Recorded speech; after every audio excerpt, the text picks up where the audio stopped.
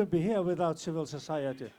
So we need a strong input from civil society to push decision makers, politicians to do the right things and to commit themselves to fulfilling them and implementing them. I mentioned just one concrete example. A week from now we will be signing the Arms Trade Treaty in New York. A very important treaty which, once implemented, will make a real change and save many lives all over the world. But we wouldn't have reached this treaty without the strong input from both international organizations and national NGOs working and pushing politicians and governments towards this goal. And this is something which we in Finland have always recognized, and our foreign ministry works very closely with civil society on all of these issues, both development, security, whatever. Thank you. That's, I think, very encouraging for all of us to hear. Now we go with our third panelist, Tytti Matsinen. We have been talking a lot about youth also, as the decision we make now will affect the future generation, and young people in developing countries have to live with the consequences, as we know. And 50% of the world population is under 30 years old, so I think this is also something that we need to mention and make mark of it. But how do you see young people's role in a debate about the new Universal Development Goals? Well, first of all, I see that the decisions we make now not only affect the people in the developing world, but also here in Helsinki, here in Europe. I find that the challenges we have are global, as we share this one globe that we all live on, and I think therefore the solutions should be global as well. If you think about the unemployment rates of young people, it is over 60% in Namibia, but it's approaching 60% in Spain, in the south of Europe. So there is not that big a difference when it comes to the life of young people wherever you look at. And that's why I think that we should all work together. Young people should be included, and we shouldn't segregate different interest groups too far. I think we shouldn't be rich people talking about the poor, the North talking about the South, or the middle-aged deciding for the young people. I think everybody should be involved and included in the process. Often we talk about listening to the young people, hearing what the young people have to say, but I would like to challenge the governments and Finland as well to invite and include people, young people, in the actual decision making, so that you don't only listen to and make notes of what we say and what we have to say, but you actually give us a choice, because the future is the young people's future. The other thing, I think, I appreciate this position I'm in. I appreciate I've been given a chance to represent the Finnish young people in the UN in the autumn. But I also see that a lot of the challenges or the situations that I get to partake in are situations where there's the real program and then there's the youth program. There's the real politics and there's the youth politics. And I see that the young people should be the people talking about climate change, poverty, social issues, education, employment, because they all affect young people in the future as well. Thank you. Well, quite a word. I think it's very important. Could you give us some good examples? I know you have been traveling a lot in the different countries. I mean, because we don't want to be very hopeless, so just give us some hope.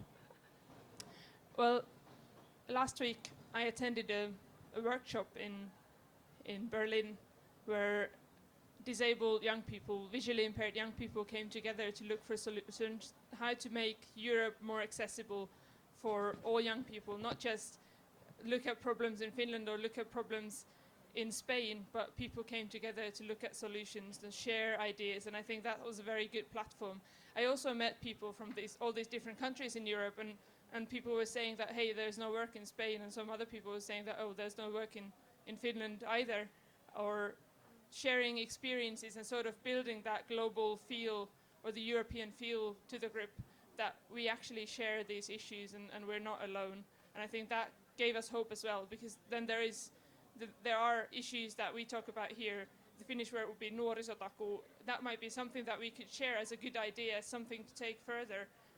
Other countries could apply it as well. Maybe the Spanish have some solutions that we could adopt.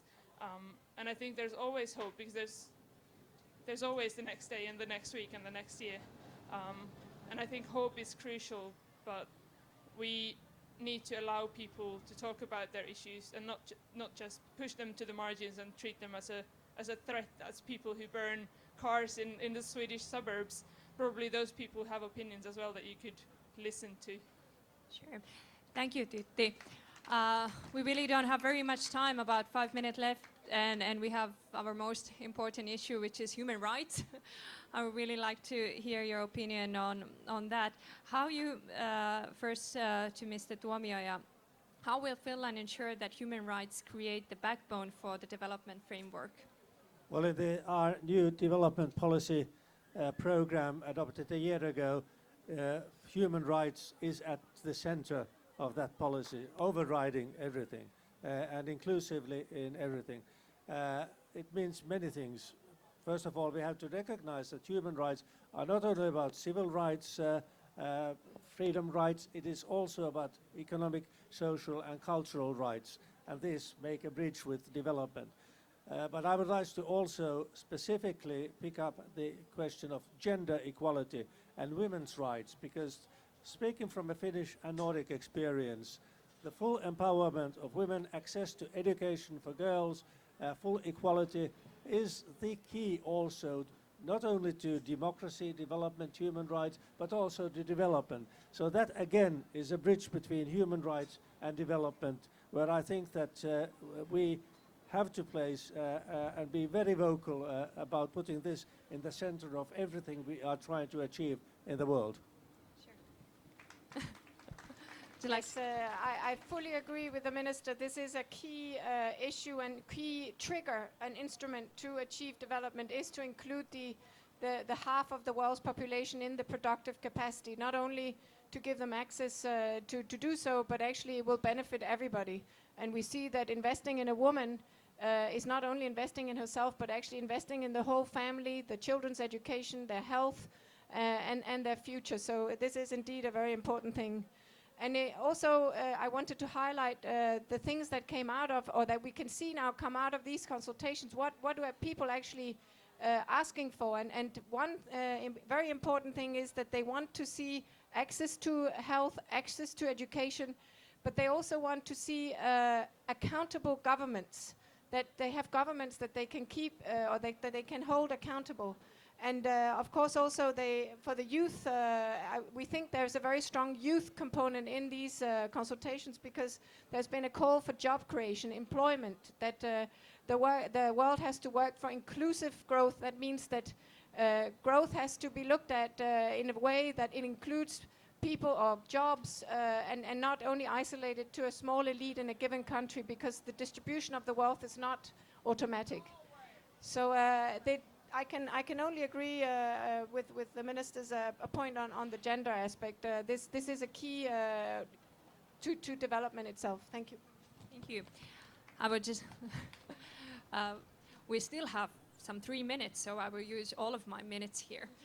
Definitely. I know, well, for me, of course, the topic, seen from my own perspective, my own country, I come from Afghanistan, and we all know that these issues are mainly being focused over there as well, and I know that Mr. Tuomioja has done a great job in that sense as well.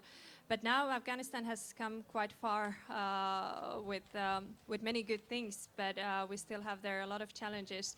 Could you say something about my own country?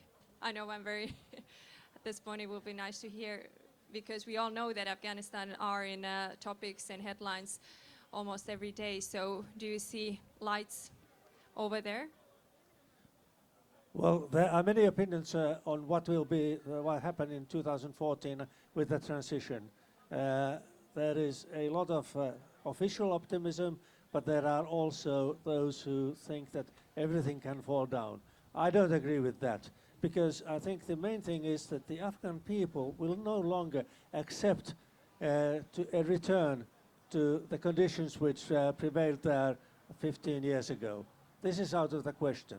And that is the biggest change. But that they will be needing support from the international community for a long time. And Finland is one of, along with others, will remain committed also after 2014, particularly on development issues, particularly on gender issues. We have the lead in Afghanistan on implementation of UN Security Council Resolution 1325 on women in conflict situations. So that, I think, is the most important contribution that we can make and will continue to make for Afghanistan's future. And it is also the one which has the solid support of the Finnish people. Ask anyone, why are we in Afghanistan? We say, what have we done in 10 years? 10 years ago, not a single girl went to school in Afghanistan. Today, the number is 5 million. Yes, I think we need for that. And you made my mom very happy over there in the crowd. But I think this is for the very final words. With all of you, just with the key words, I know we have very... Just very quickly, I just want to share another optimistic result is that now we actually also in Afghanistan have 27% female participation in the political life, and that is indeed an achievement as well. We're also engaging a lot of women in the police force, which is another important area. So we see progress, even though it is a difficult situation. So it's worth investing in. Tytti, would you like to? Yes, I would like to say that please see us young people as potential and not as a threat. Well, I think thank you so much for all of you, for our dear panelists. Please go to the websites and see more information. And I think we have a lot of information also over here. Thank you so much. And the wind wasn't that bad at all. I think we managed and you managed. Thank you so much for your encouragement. Iso kiitos teille. Oikein ihanaa iltapäivän jatkoa.